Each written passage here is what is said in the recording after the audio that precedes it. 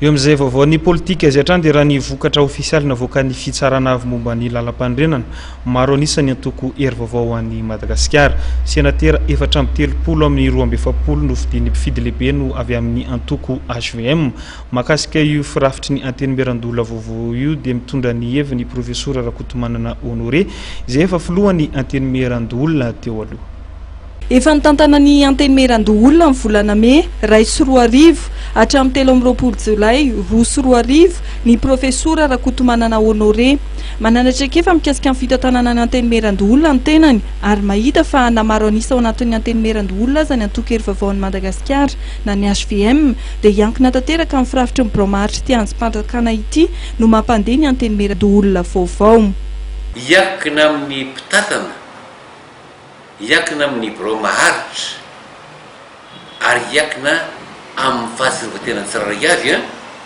ny ampandeha tsara ty antenimieran-dola ity. Marina fa misy ndazany hoe eka be maro isy zany ny HVM fa raha maro isy iny HVM raha ohatra hoe manao ny asany araky ny tena hoe fieritreretana izy ary tsy mijery izy afa-tsy mitombotsoa ny firenena analana Madagasikara ny fahantrano ity satria araka fantatrareo ngamba ino matetika ihany ndraikitry ny antenimieran-dola dia maro hoe tsy manao lalàna ihany fa solotena ny voloboaka party zara-pahefana manoro hevitra amin'izy ireny raha misy lalàna atao dia mijery hoe inona ny tombotsoa an'ireny voloboaka party zara-pahefana ireny zany. Ankoatra ny fanaovana lalàna, mpamolotsaina ny gouvernement teo amin'ny lafiny toe-karena sosialy ny antenimieran-dola. Ny senatera ihany no solotena vondrom-bahoaka itsinjara-pahefana. Everina hoy ny filoha teo alohan'ny antenimieran-dola fa teknisianina no betsaka ao anatin'ny senatera 120 tendren'ny filoham-pirenena. Anjara ny filohan'ny repoblika no mahita ny hoe mandanjalanja araky ny fahaiza-manokana tsirairay avy ao moa zany le hoe avy amin'ireo vondrona ekonomika ataontsika maro isa zany ary eo ny fahaizana manokana zany. Izy mandanjalanja ary aoka ho azy ireny ihany araky izay taratasy fankatahana any